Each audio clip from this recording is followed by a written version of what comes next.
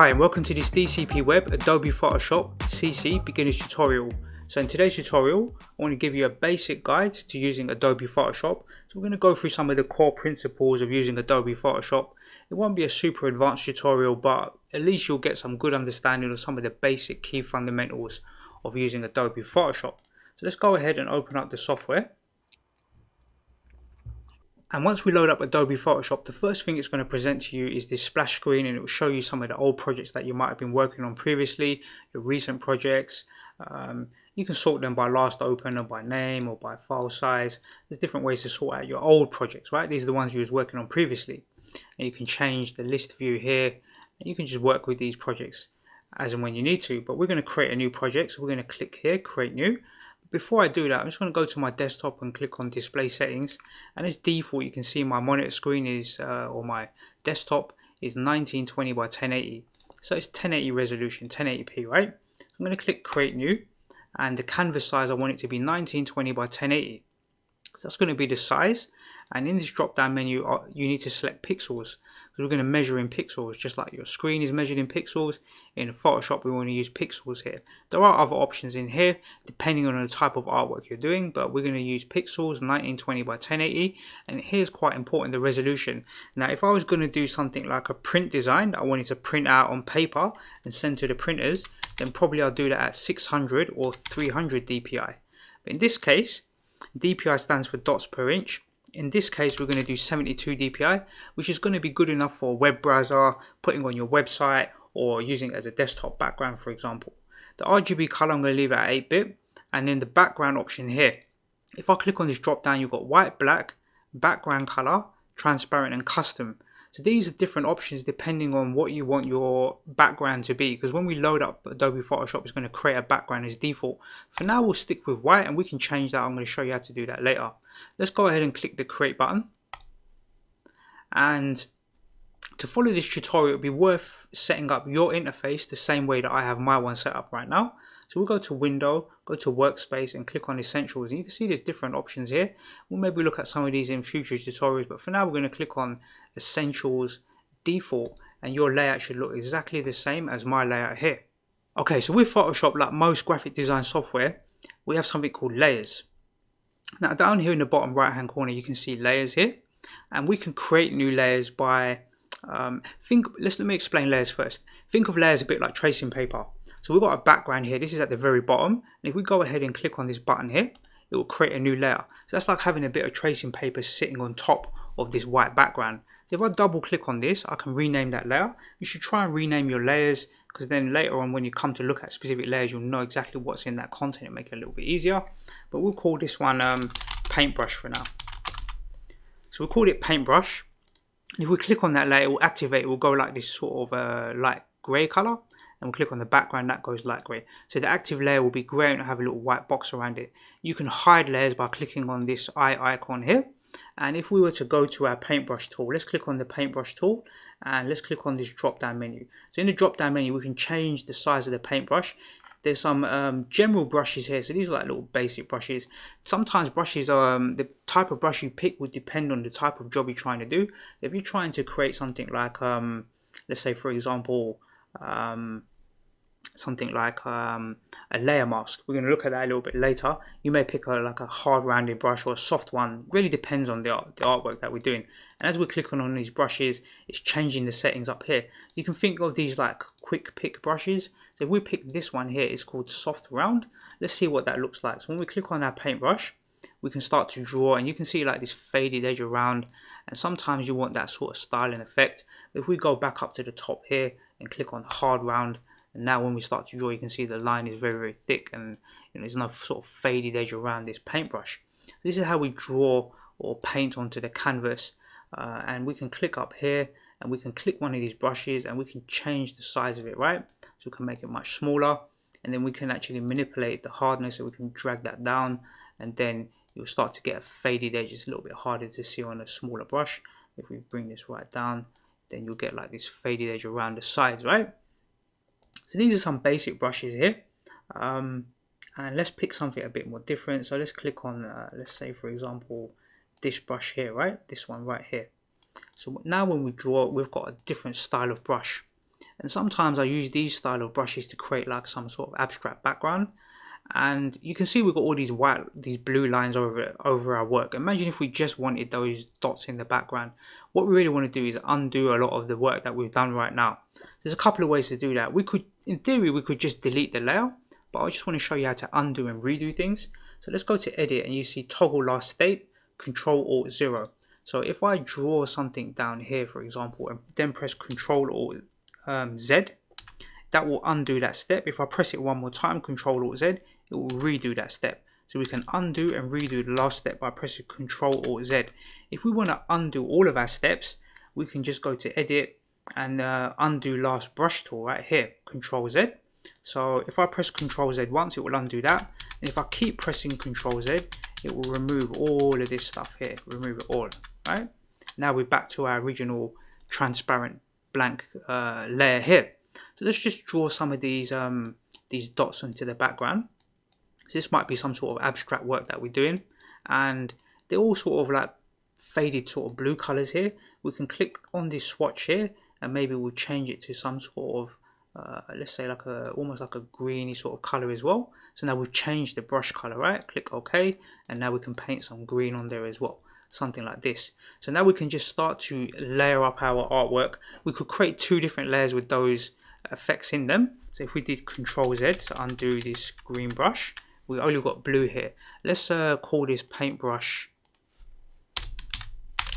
blue, and then we'll create another new layer, and let's call this layer, so we'll create another layer, right, that sits on top. Let's call it paintbrush green. Now we've got three layers in our project. Let's click paintbrush green. Let's make it a slightly better green color. Let's go more down towards the greens, right down here. And you can move this around here to pick different shades of green, or something a little bit dark like this. And now we can paint these greens on top, right? The advantage of using layers now, you can see, is I can hide the green and the blue is there. I can hide the blue and now I see only the green. So this is where the power of layers comes into any sort of graphic design software. It doesn't really matter what graphic design software you're using, most of them will deal with layers. Okay, so sometimes when we're working on a project, we may want to hide a layer. So sometimes we just want to hide a layer so that we can do some other work, or we don't quite like what we see, so maybe we want to make something slightly different. So all we need to do is just click on these the little eyes down here, and that will enable us to hide what we've done. And now we're back to our original artwork. Now if you notice, if I click on this background and try and draw on it, we can just draw on there, right, like this. If I click on a layer that's already been hidden and try and draw on it, it will say you cannot use the brush tool because the target layer is hidden. So we have to enable it before we can actually redraw on top of it, just to know, right? Let's just go to File, Save As. Let's save our work as we go along. So let's go File, Save As, and we'll go to my desktop, and we've got this Photoshop beginners tutorial here, and we're just going to call this project-01. So it's worth saving your work, and here it's just saying that we're going to save it for maximum compatibility across all the versions of Photoshop. So let's click OK here. Okay, so far in Photoshop we've learned how to create layers and we've learned how to use the paintbrush tool. So the next thing we want to do is know how to add images to our canvas. It's just white here right now.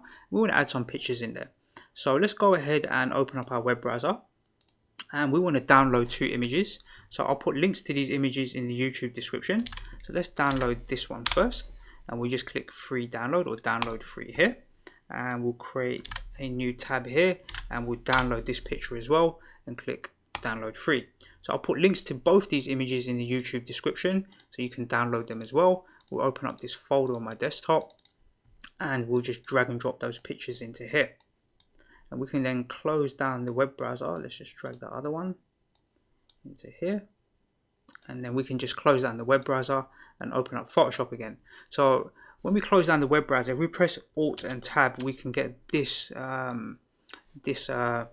folder in view, and this is normally how I just drag and drop them. So let's take the picture of the lady first and just drag and drop her into Photoshop. So here's a picture of this lady, and what I want to show you how to do is remove the background, because that's quite a common task that we want to do in Photoshop, is to remove a background from a picture. So let's do that quickly now. We'll click on this picture or click on the this top canvas. Let's double click here and rename it to Lady 01. Let's give it a sensible name, something that we can recognize. And then we're going to use the, let's see, we're going to use the quick mask or quick selection tool here. Let's click on this quick selection tool, and we're going to click on this first option. New selection is written here. So we'll click on that. We'll click on this drop down, and this allows us to change this brush size here. I'm going to set it to around 60 and leave the hardness all the way down and the spacing to 25, and leave the angle at 0, the roundness at 100, something like this. And I'll click outside here, and then I'm going to click at the top of the head here. And when I do that, Adobe Photoshop is going to recognize the contrast between the background and the foreground in this image, and it's going to draw these marching ants around the picture, right? So that's a part of this selection. When I left click there, you'll notice that the mouse cursor changed. It changed with a cross sign inside of the mouse cursor here, right here. And it's gone to this selection tool here, add to selection. So the first click is new selection, and then Photoshop will automatically move to this tool, which is add to selection. So what I want to do is now click on the face, and we'll click on the shoulder here and click down towards the back here, and we'll click down here, and you'll notice that Photoshop's done a pretty good selection, but it's not perfect. So we'll fix that. The first thing we want to do is hold down the Alt key and zoom in on the face here, and you can see it's missed a bit here. So normally what I would do is just reduce the brush size a little bit and then click here. Let's just click here, and really it's over selected right now. So it's selected all of this here. Let's just zoom out.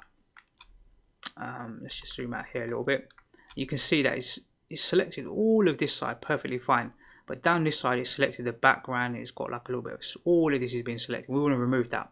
So this is where the next tool comes into play. This is subtract from selection, and what we'll do actually is make the brush a little bit bigger. Let's set it to around 56, and we're going to click on the outside of the selection up here and drag downwards, and Photoshop will recognize now what our true selection would want to be. So here you can see the true selection, and it's gone all the way around this image nice and clean. We should click, let's actually click the plus sign and click in here and make sure that we've got everything selected inside and nothing that we don't want on the outside. So this is actually a good selection, and we use these three tools here and the drop down here, and we're going to go to edit and copy here. So we'll click copy, and then we'll create another new layer, and we're going to label this layer lady-02, and we're going to go to edit, make sure that top layer is selected, go to edit paste or press Ctrl V, and then we can hide this layer called lady01. Let's hide it, and now we can see the background. Now let's click on layer 2, and we can see a little slight error here. We've got this like line down the side here, and we want to get rid of that. So let's go ahead and use the erase tool. So let's click on the eraser tool here, and we'll click on this drop down here, and we'll set the brush size to around, let's say around 100, close to 100, and hardness we'll set to 0. It doesn't really matter what brush you select, but it should be one of these basic brushes, the general brushes. Let's click hard round, will be fine, and then we can just drag down here using the mouse and the eraser tool, and we can get rid of that. We could even, erase part of the face if we want, but we don't want to do that. So let's press Ctrl Z, Ctrl Z, and Ctrl Z one more time. So if you ever make a mistake and you do something like this, just press Ctrl Z to undo that last step. Okay, so that's the background removed. Normally when I've done something like this, my default tool is the move tool. So I normally click on the move tool because that's non-destructive. If I move this, I can just press Ctrl Z to reposition it. But if you've got something like the paintbrush tool and you start painting over things, it's not advisable, right? So normally the default tool I select after I've done something is the move tool. So what I'll do now is just zoom out a little bit. I'll hold down the Alt key and use the mouse wheel to zoom out, and I'm going to go back to my folder and drag and drop this background picture into Photoshop. So now the background is here, and as default, whenever we drag images into Photoshop, it's always going to put it on the most top layer. So let's double click this and call it background. Let's give it a sensible name.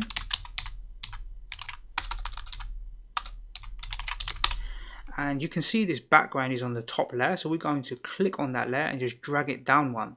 So the lady sits on top and the background is here.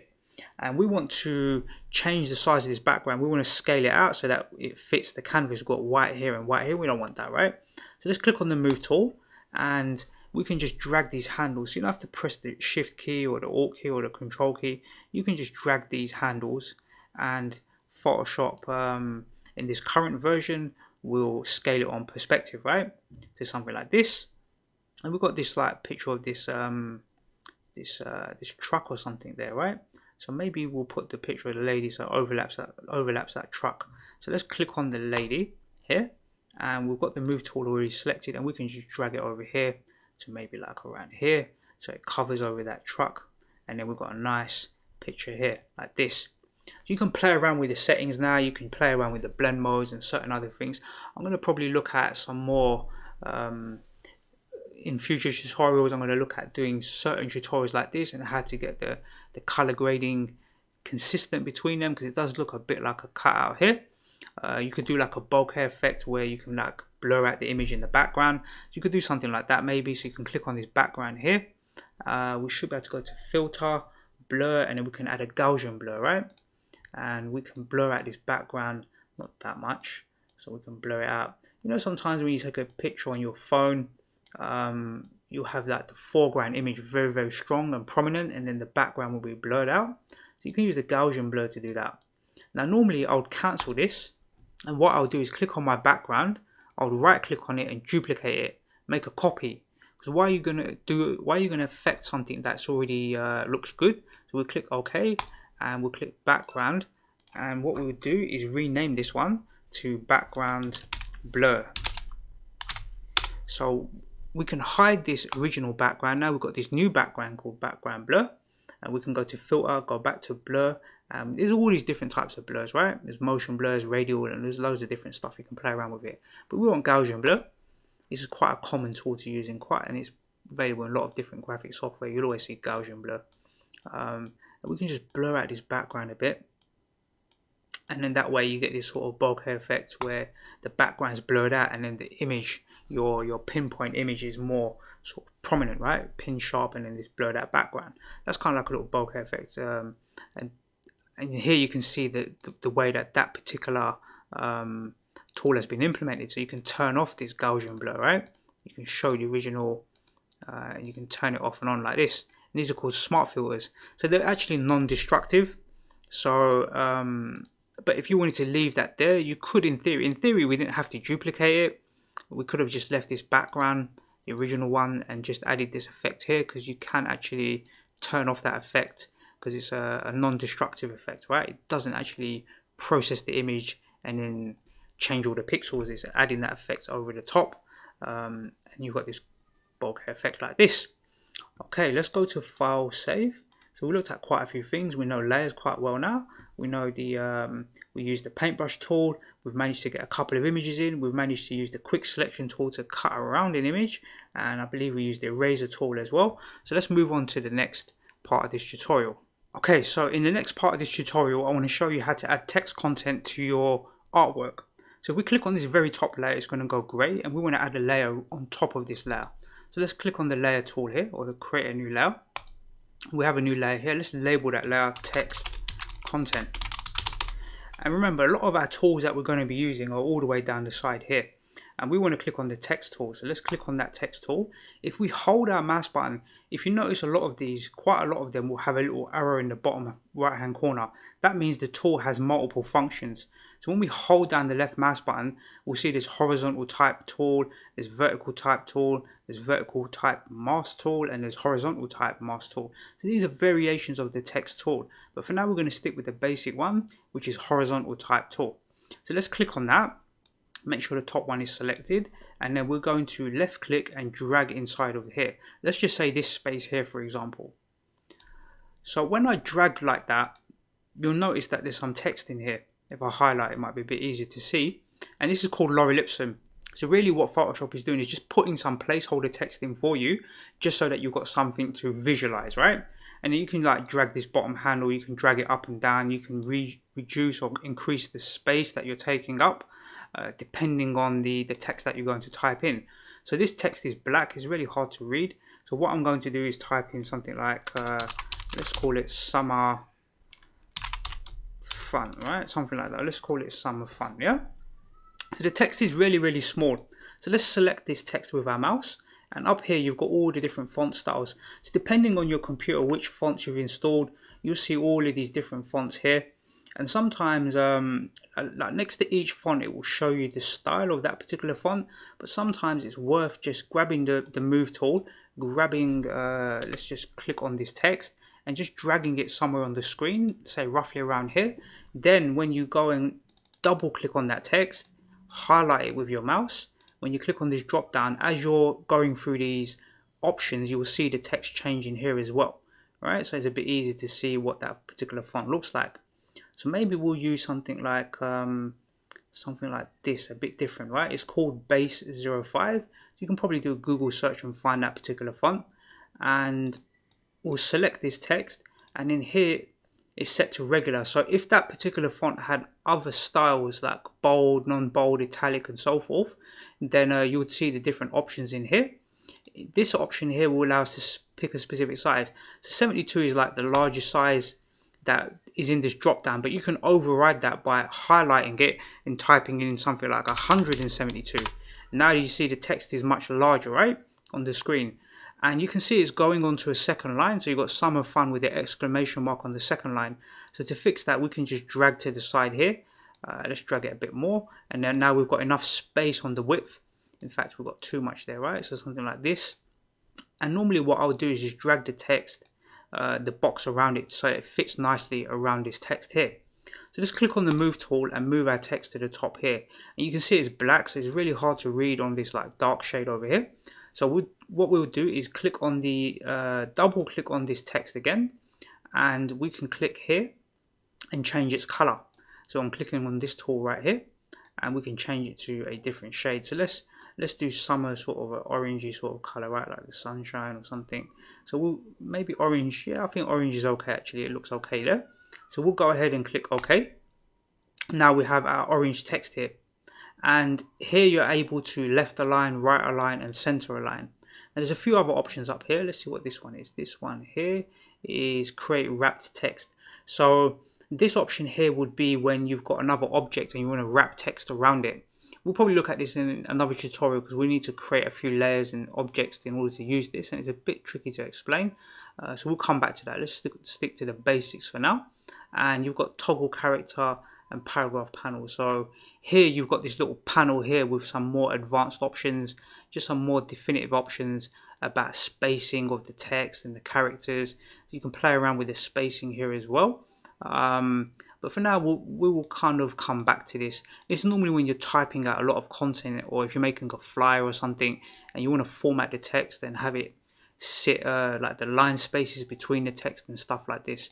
You can experiment with it using that. So what I'll do for now is let's go ahead and highlight this text, and over here we can see some more options. So when we click on the move tool, the options in here, let's click on the let's say the background, for example. If I click on this background, this panel over here will change, the properties panel.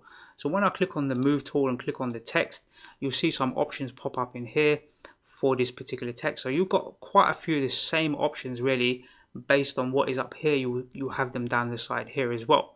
So you've got things like character spacing. So if I were to set this to quite a high value like 75, and if I double click inside of here, really what we want to do is drag this handle out, right? So the gaps between the text is now much wider. There's more gaps in between each of the words. So that's this particular tool here. If we set it back to 0, well, really what we have to do is we have to highlight the text and then set it back to 0, right? Now you can see the spacing is much less. So normally I leave the spacing as default, but sometimes you may want to increase that spacing as well. So let's click back on the move tool and click back on this text here, and we can go to adjustment, and in adjustment you've got like the brightness levels, you've got all of these different options in here. They're quite advanced in terms of manipulating the text. So I will probably make a tutorial just explaining some of the more advanced text effects in a future tutorial. But what we can also do is click on the move tool. So let's go ahead and click on the move tool, and we can grab these handles, increase the font sizes here as well, or increase the size of it, so we can be a bit more specific in terms of our font alignment. So let's go to File, Save As, and apply transform before saving. We're going to click apply, and then we'll save this as version 2 because we're going to make some changes, right? So it's worth saving your stuff in maybe some versions so later you can go back to an older version which may not have had this text, and then you're kind of at that point in your artwork. So as we drag this text around, it's going to have this purple lines up here, and these are like alignment. So if you want to center the text, for example, you can just drag it here and you can see the X and Y lines are just centered out, so you know that this text is actually right in the middle of the canvas. But we want it to be up here in the top left, somewhere like here, and the spacing is all even. You can see the lines are helping to adjust the spacing to make it presentable, right? Make it, the gap here and the gap at the top will be clean.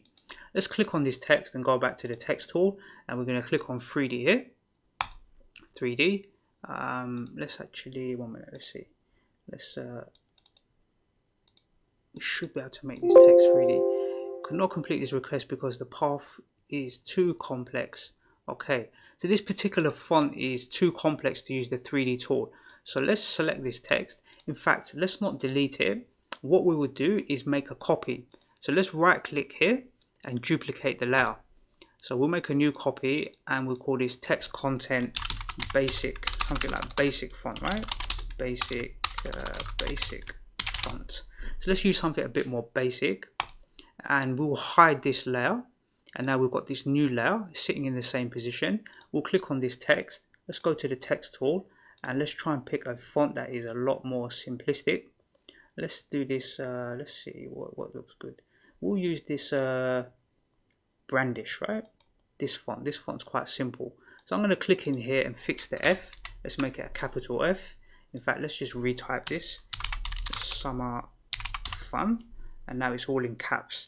So what we'll do is let's see, let's go ahead and try and click on the 3D tool again, and it says you're about to create a 3D layer. Would you like to switch to the 3D workspace? I'm gonna click yes. So that changes the layout of the particular tools in Adobe. If you go back to Window Workspace, you'll see 3D selected here rather than Essentials. So normally I bounce between these two when I'm doing sort of 3D text, and there's quite a few tools in here. If you look down the side here, we'll see different tools. So you can do things like cast shadows, not cast shadows. You can grab this green line and drag the text maybe down here will be a better position for it, right? You can grab the right arrow and you can let's grab this right arrow, the red one. We can move it left and right, and then you can click in the middle. The blue arrow will allow you to move the text backwards and forwards. So there's quite a few advanced features in here. You can even click on like the top here and drag it as well. So when you click or when you move around this object, you can twist it like this. There's other tools in here that allow you to affect them. So really I'm clicking on the right hand side here, and it allows me to drag it. It's a little bit hard to see, but the panel on the right hand side here will highlight, and that will tell you that you're grabbing the object from that particular position. So let's try and move it backwards a little bit, and we'll move it up a little bit to around this sort of position. And when you move your mouse cursor inside here, if you get to a certain position, a circle will appear. Let's try and do that now here, and this circle represents it's really this little, maybe I should zoom in a bit here. Let's zoom in. At the top here you'll see a little, like a little half circle, a little fraction of the circle. When I click on that, that allows me to rotate this object. So I might rotate it, play around with it. Let's just undo that. Let's zoom back out. So those are text manipulation. Really what you're looking at here is the text from the top, right? From the top angle. You can see it from the left, the top, the right, the bottom, the front. If I click front now, you see the text from the front. And really you're working in 3D space. If you're used to things like Blender, then you'll understand these little widgets and how they're functioning on this particular piece of text. And the tools are quite advanced in here. So you can stretch things. It's all about these little handles, the way that you grip them and what you do with them, right? So you've got to experiment with these little handles. There's quite a lot of them to manipulate the text. So I'll leave you to experiment with them. You can click on these other tools up here. So you've got this tool here. This is the rotate 3D tool, and that allows you to just let's rotate. So here we can see the rotate here, so we can rotate it backwards and forwards. You can maybe put it at a bit of an angle like this, and then you've got this tool here, the fall what is this, roll 3D object, right? So let's try and use that tool as well. In fact, let's move this a little bit.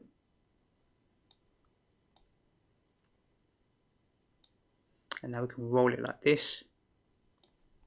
And I can assume this is going to be like a move tool. Drag the object. So you can drag it, move its position. And this one here is slide the object, right? So this in theory should allow us to slide it backwards and forwards, up and down. But you can also use, depending on what part of this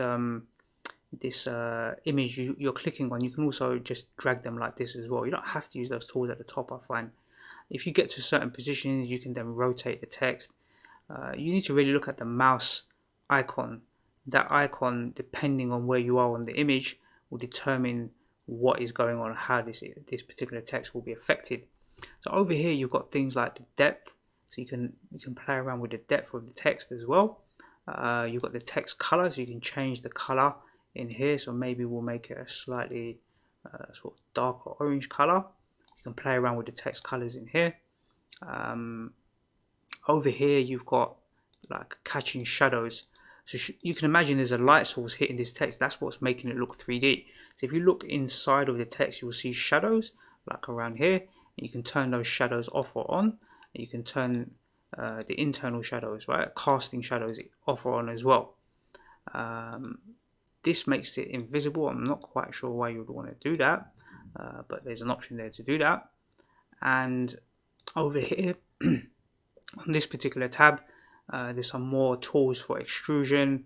You can actually twist this object, right? You want to twist it pretty careful, so you can twist it at maybe like 5 degrees. Then you've got this text twisted like this, and then you can taper it as well. So you've got to be a bit careful when you use these options. You've got to move them pretty in small increments for it to look still sensible. But you can, when you're clicking on these tools and when you're using the taper tool, the widgets in here will actually change depending on the type of action you're performing. Some of these I'm not too sure. Here, look, this is a good tool. This one allows you to twist it on more sort of finite increments here, like this. So I'll leave you to experiment with those. This one over here, this is the bevel, right? So the bevel is normally like a rounded edge around the text. So the bevel width, if we change that, we should see, it's a little bit hard to see, but you can see the text sort of beveling around the edges. A lot of this you'll see in stuff like Blender, and then the angle of the bevel as well, you can manipulate that. Then here's the little widget that's kind of showing, so you can do it like on the screen. Let's click back on this here. Let's go back to this, where is it, the bevel options. So I'm going to leave them at their default original size,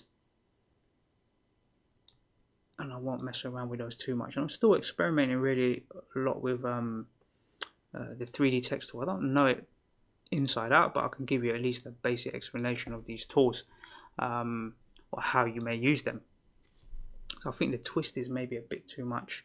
Let's set this down to like 2%, something like this, and then taper, we can bring that in a bit, and that will be a good example of how to use that 3D tool. And then you've got loads of different options in here in terms of the, you know, the different, these are really brushes and stuff, but play around with these options up here, play around with the 3D tool. And if we go back to Window, Workspace and Essentials, that takes us out of that 3D environment, right? So we'll get back to our Essential tools, and then when we click on this background, we should be able to, let's see, this is actually the sunlight, right? One thing I forgot here. Let's go back to Window, Workspace and 3D, and then this is like the sunlight object. So when you click on this sunlight, you can actually change how the light is casted on this 3D text. So this is like a light source casting reflections and shadows. So you can get the light pointing. So this light is pointing forwards, right, in front of the text. So you can bring the light to the top, to the back. This is quite a powerful tool as well. So you can see there's a lot you can actually do with this 3D text. So I'll leave you to go and experiment with that more.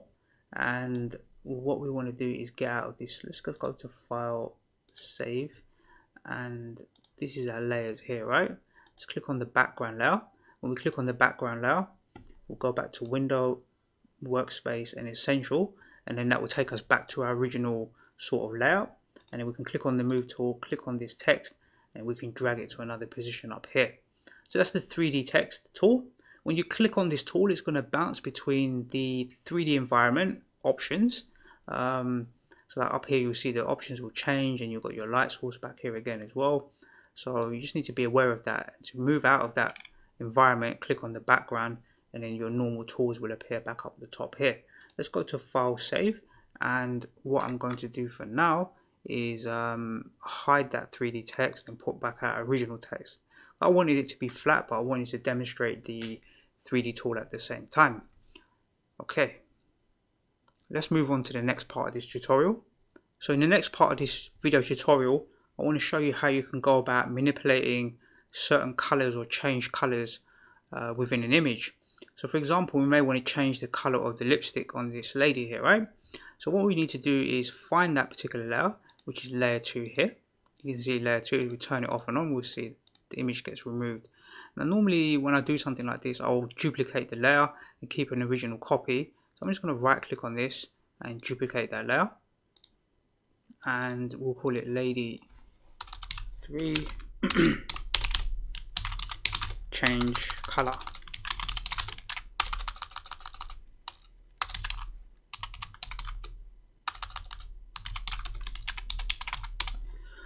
So we want to isolate those particular colors and then be able to change them afterwards. So what we will use, let's see. Normally I'll click on the Move tool when I'm not really actually doing anything in the actual software. And what I want to do is go to Select Color Range here. But before I do that, it'll be wise for me to zoom in on this image. So I'm going to move my mouse cursor towards the mouth here and hold down the Alt key so I can zoom in. So about here. And then let's just move it to the right a little bit here. So I'm going to pick the colors from the mouth here, and we will go to Select Color Range here. And this option will pop up here, and there's 3 tools like we did before. So there's a Add to the color selection, and then there's Add More Samples, and then there's Remove Them. So let's click on this first option here, and we'll click on the lip here, and you'll see a little bit of the image will get highlighted here. Then we'll click the plus sign, and we'll keep clicking on this lip to select more of those colors. So let's go around and select these colors here. If we zoom in a bit more, we'll be able to select. What you don't want to do is click on blacks. So we want to click on all the different shades here of this lipstick, and we can see the image being built up here. We can go to here and do grayscale. We can actually see what's being selected. So you can see the lips here, and you can see roughly what's been selected in here. But if we go back to none, we'll see it back in its original view. We really want to select a bit more down the side here. I'm just using the tool to select those particular colors. And once we've got enough in our selection, we should be able to isolate those colors and then change them, right? Let's just double check that again. In here you can see the image. Let's go back to selection. Let's go back to grayscale, and you can see some of the nose and some of the eye has been selected as well, so we don't really want that. So we'll fix that in Photoshop afterwards. But I think this is roughly a good selection. You can use the fuzziness to like change how much of that selection is being generated, and I think we'll set it to around 42, and we can tidy up these other bits that we don't want afterwards. So this looks pretty good. We'll go ahead and click OK, and now we can see the selection in here, what's been selected, which is a pretty good selection, I think. And we want to go to Edit and Copy here, Copy. So it's copied that selection, and we'll click on the new layer here, and we'll call this let's just call this Lady 04 lips color, and then we'll make sure that layer is selected and press Control V, and that will now, if we hide these layers, these two here, let's see, zoom out here, it's actually pasted it over here for some reason, so we want to move that, right, and overlap it here where it should be. It should be here, so it's pushed it into the exact right location, so that should be pretty good. That's a good overlap. Let's just I think it's a little bit off center, right, so let's just move it back to around here. We can use our arrow keys to move it in smaller increments, so that's directly overlaid, so that should be pretty good. Now we just want to change the colors, so really we can hide this lady 02 layer. We don't need that at the moment, so we've got the change color layer here and we've got the lips isolated, so let's right click on that, and let's see, we want to, in fact we'll click on this and we'll go to layer and we'll go to new adjustment layer and hue and saturation here, and we'll click use previous layer to create clipping mask and click OK. And now we can change the color of the lips, so we have to be a bit careful as to what sort of shades we select in here. You don't want to make it look too fake, right? So maybe like let's zoom out a little bit so we can see the lips now changing color. Obviously you've got to be a bit sensible with the color that you choose, but maybe like and here you can manipulate the saturation, and here you can manipulate the lightness of those, so maybe something like that sort of shade looks pretty good, right? Something like this. You don't have to confirm anything, that's it, that's pretty much done. So if we were to hide that layer, we can see the original lip color underneath like this. That's just a basic example of how you can select or isolate a piece of content on the image and change the color of the lips there like that. Okay, let's move on to the next part of this tutorial. Okay, so in the next part of this tutorial I want to show you how to remove a background quickly. This technique is best when the background is quite a plain color, so it can be just like a flat plain color, and we use something called the magic wand tool. And let's go ahead and open up our web browser. I'll put a link to this particular image in the YouTube description. You can see it's just got a white background, it's like this flower here, so we'll click the download free and we will just drag and drop that in with all of our other images. So we've got all of our images in this directory. We can close the web browser and then drag and drop that into Photoshop, that flower picture. So here's the flowers, and before we use something called the quick selection tool, we used that previously. If I left click and hold down the mouse button, you'll see magic wand tool here. So let's click on the magic wand tool, and there's a few different options up here, but really the one that you want to focus on is the tolerance. There's other options up here like to adjust the selection, add and remove from your selection, and really we just want to, if I set the tolerance quite high, let's set it to something like 100, and if I click in the white area here, you'll see that Photoshop is trying to draw around this particular flower, but if I were to zoom in, you can see that it's cutting into the flower like this, and we don't want that. So we're going to set it to a low tolerance around 15. And now when I left click inside here, you can see it's drawing accurately around the edge of the flower. So that's what we want. But really what it's doing is it's actually selecting everything but the flower. It's actually selecting all of this white space around it. And we want it to just select the flower and get rid of the white space. So what we'll do is go to select and inverse here. And now it's inverted that particular selection. It's done an opposite. Now it's actually selecting everything inside of this flower. That's what we want. And we can go to edit, copy, or control C, and then we can just let's rename this layer to flower, and then we'll right click and we will add a new layer. Let's add in fact we'll just let's see, what we'll do is click on this tool here, new layer, and we'll call this flower 2, and then we'll just press Control V or go to edit, paste, and now we have our layer with the flower inside of it. And if we hide the previous layer, flower, we can see the flower here without the white background. And that's a quick way to remove a background, but it works best when the image is got a plain background, maybe just a flat plain color or minimal distractions in the background. Otherwise you need to use like a layer mask or the quick selection tool that we used here to cut out the lady, right, from before. So let's move this. Let's click on the move tool and we can move it. we can press Control T. So when we press Control T, think of Control T. Remember T for transform. So when we press Control T, we can actually do this with the move tool as well. You can manipulate the object. So if you hold down the Shift key, you can stretch it and squeeze it, and you can do all sorts of stuff to the image, right? With Control T, and you can move the object as well.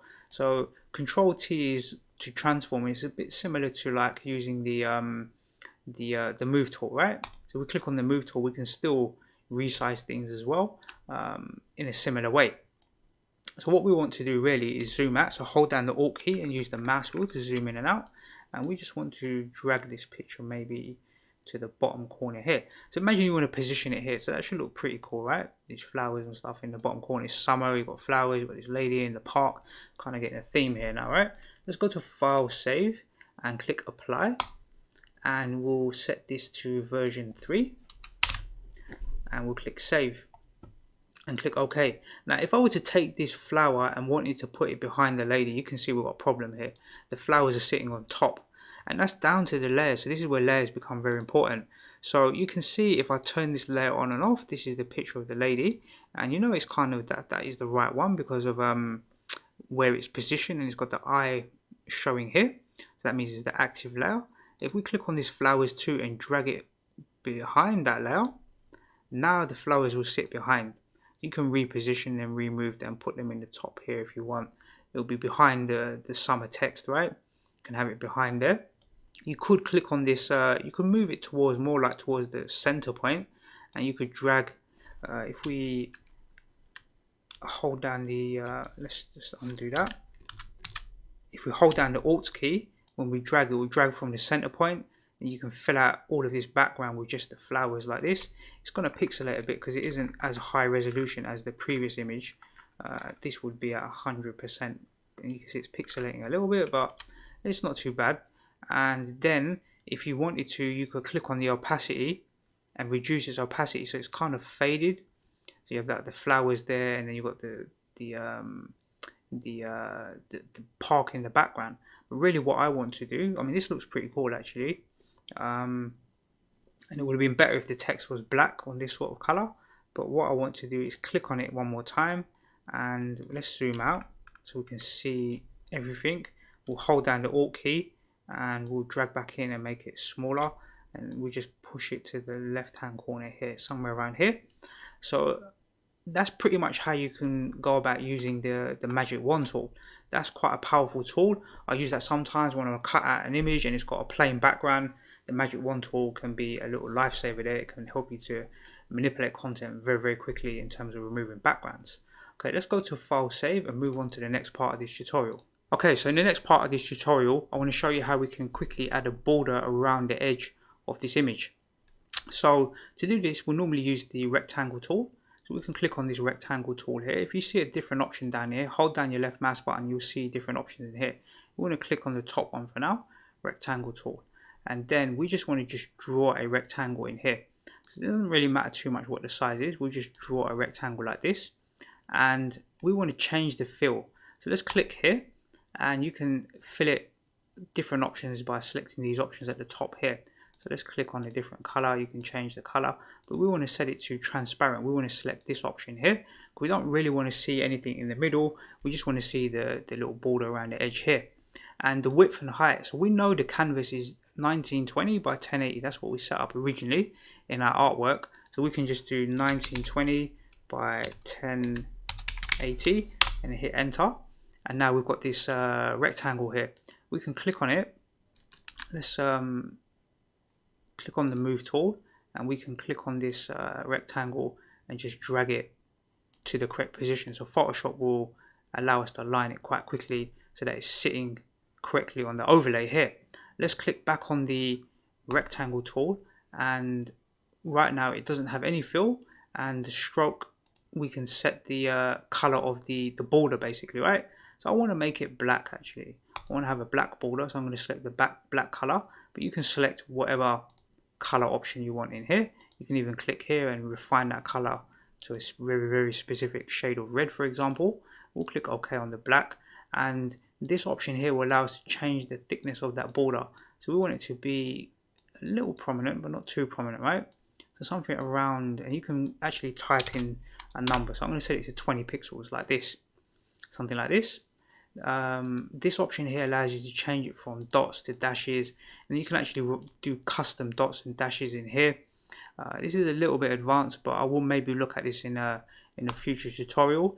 And over here you've got the width and the height. There are a few other options in here, but let's keep it simple. We've got a nice little border here. If we don't like the color, we can always click on this option here and change it to a different color. We can pick any of these colors here. Quite a variation here, and then we can go into more detailed colors and more specific colors in here. So we can change them and manipulate it. But I want to stick with black because I think black will work well. And inside of our layers, we can see the rectangles at the very top here, right? You may have selected a different layers, you may see it in a different position, but let's just call this border. And I want to drag the border down, so I want to drag it so that it's behind the picture of the woman, right? So now the woman is sitting on top of the layer, so I want that kind of effect where the woman is standing here but the border goes behind it. And I want to do the same thing with the flower, so we'll keep dragging this border down until we get it behind the flower. Let's see, here is perfect, right? So this is the flower here on this layer. You can even drag it up one more, so the border will sit like this. So now we've got the picture of the woman, we've got the border here, we've got our background, we've got our text, we've got our flower here, and we're using the layers to manipulate the positioning or the stack of these objects, right? So that's where layers becomes very important. So let's go to File, Save. We could, in theory, click on the border and we could go to its opacity, and we could change the opacity to fade it out. Maybe a little faded border so we can still see the background coming through a little bit. So maybe around something like 66% fade would be good, but that's kind of an optional step, right? You don't have to do that. Let's go to File, Save, and we'll move on to the next part of this tutorial. Okay, so in the next part of this tutorial, I want to show you how to create gradient-based text. So let's click on the text content here, text content, and we'll create a new layer. And let's call that layer text gradient. So let's create some gradient text. I'm going to click on the text tool, hold down my left mouse button and select horizontal type mask tool. Select that one. I'll click inside the canvas here. Remember, the blank layer should be selected. I'll press Ctrl A to select everything, and I'm going to do a left align, so it's just easier to see. And then I'll delete this and type in London 2019, for example, and I will click back on the text gradient layer here. Now you can see the actual selection inside of the canvas here. Let me use the Alt key and zoom in a little bit. These marching ants represent the selections. This is not really a font, this is a selection now, right? And what we can do now is go to the gradient tool. So left click here and hold down the left mouse button and select gradient tool. Then in this drop down menu, you've got different options in here. I'll create a few examples. I'll show you how to create your own custom one in a moment. But let's click this one, for example, and then we'll hold down the shift key and then drag down here, and we'll get those colors here. You can click here and not hold down the shift key, then you can get more of a sort of horizontal or sort of a vertical gradient transition. So you can just experiment, you can just keep dragging over here until you find something you like. You can click here and pick a different one, and you can drag those and you can change it and make loads of different variations. If you hold down the shift key, when you're holding down the shift key, it's going to make it draw a very straight line, so then your gradient can be on a straight path. And sometimes you want to create a custom gradient, so you can pick any of these in here. Let's pick the first one, for example, and we will go ahead and click on we'll click on this actual color here, right here. We'll click on it, and then this tool will pop up, and I'm going to click on the bottom one here and then click color. So I'm clicking on this little bottom handle right here, and then click color, and let's select something like a nice light blue color.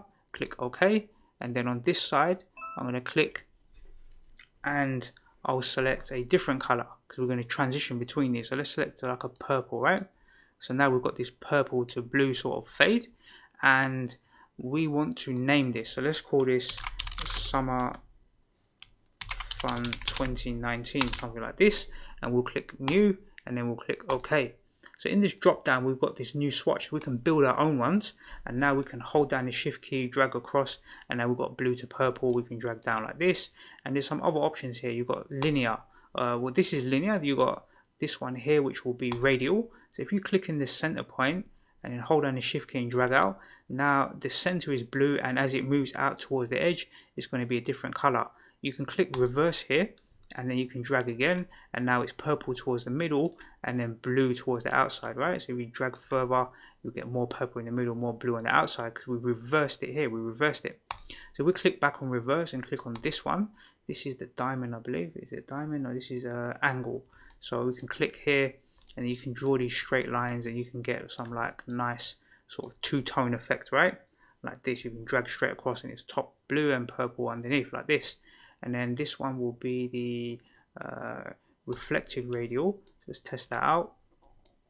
I think basically what's happening here is using some sort of reflection. I'm not quite sure actually. I need to read up a bit more about this particular gradient.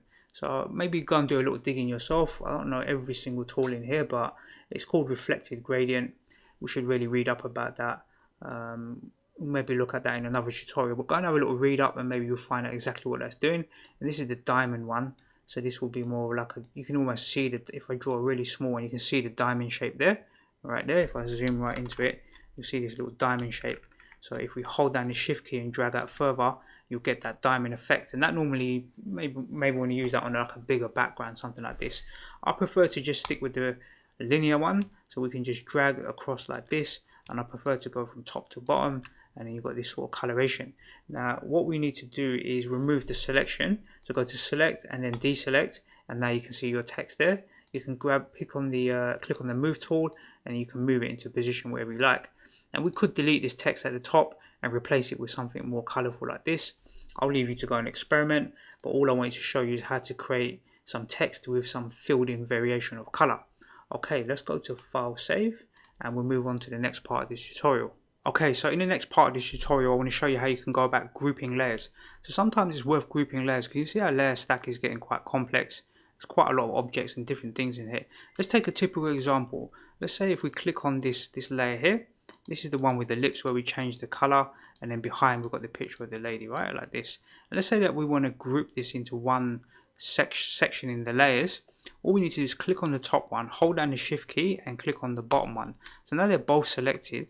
We can then right click and create a new group from layers, and we need to label this something sensible, so we'll call it something like lady, and then we'll click OK.